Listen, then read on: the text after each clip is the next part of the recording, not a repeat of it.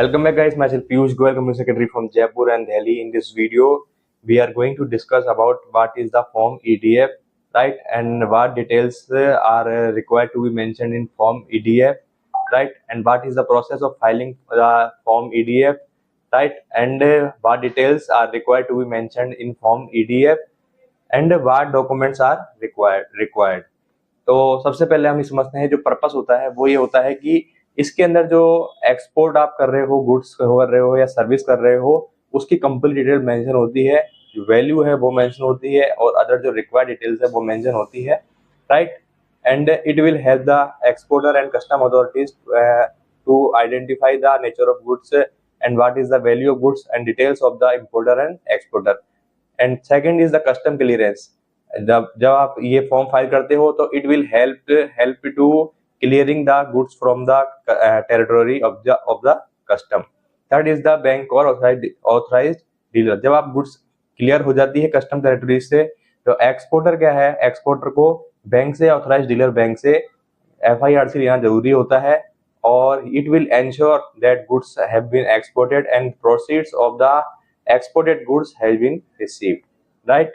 For fifth is the FEMA compliance. It will adhere the compliances of the FEMA Act 1999, right, and the FEMA Act impose a obligation on the exporter that the proceeds of the export must be realized within the 9 months from the date of export, right.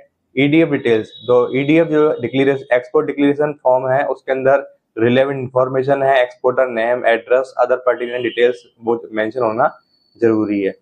There after अब कौन कौन सी details ऐसी है जो कि इस form के अंदर मेंशन करनी जरूरी है.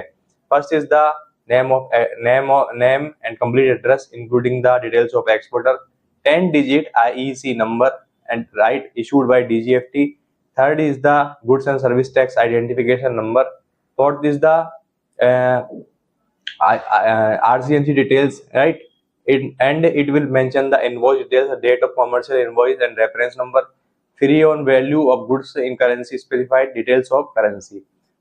It will also mention the shipment details, provide the details of Indian port where the goods has been shipped, destination port where goods will be landed and unloaded, specific on transportation mode through which goods are being shipped, and unique number, bill of lading, it will be mentioned, right. And thereafter details of exported goods in the EDF, in the shipping bill.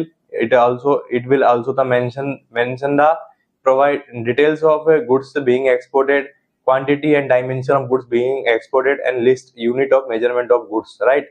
So all this requirement has been mentioned in the this form, and you have to file before the exporting of the goods, and it will help in many ways, right. It will improve the clearance in the custom very fast. It will ensure the compliances under the FEMA Act and other details. If you have any query related to this, you can also connect on the number given on the screen. Thank you guys for watching this video.